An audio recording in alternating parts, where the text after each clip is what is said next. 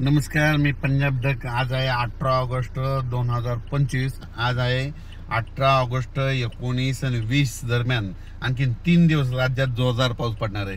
आज सांगायचं झालं तर आज 18ला तुम्हाला एक सांगू इच्छितो, लातूर जिल्हा, धाराशिव जिल्हा, बीड जिल्हा, सातारा, सांगली, कोल्हापूर, सोलापूर, कुडाळ, सगळीकडे म्हणजे आता हे पाऊस सुरू होईल आणि पुण्याकडे देखील आज पाऊस सुरू होणार आहे म्हणून हे अंदाज लक्षायचा.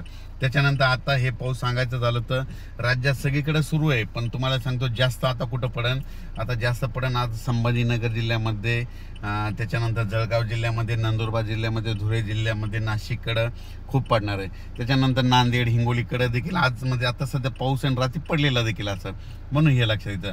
पण राज्यात सांगायचं झालं तर 18, 19, 20 आणखीन 3 दिवस पावसाचे आहेत म्हणून हे अंदाज लक्षात येतं.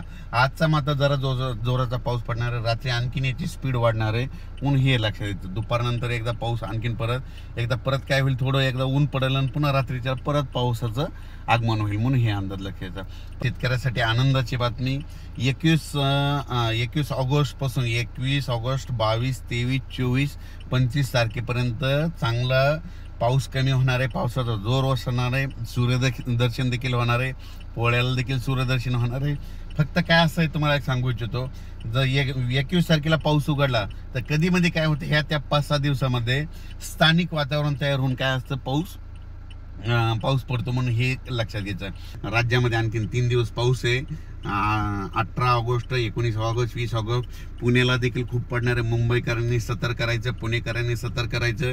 त्याच्यानंतर पुण्याकडे खूप पाऊस पडल्यामुळं काय होणार आहे, त्या खडकवासला धरणाला परत पाणी सोडावं लागणार आहे, कारण की तिकडे देखील खूप पडणार आहे म्हणून हे लक्षात घ्यायचं.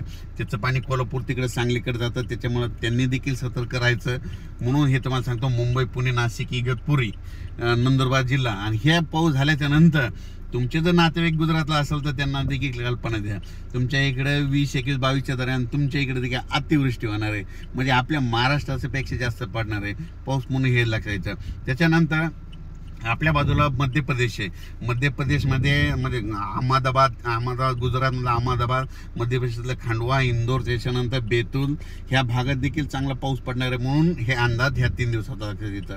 तर 21 तारखेपासून मात्र पावसाचा जोर ओसरणार आहे म्हणून हा अंदाज लक्षात येतं. अचानक वातावरणात बदल झाला तर उद्या लगेच एक मेसेज दिला जाईल. धन्यवाद.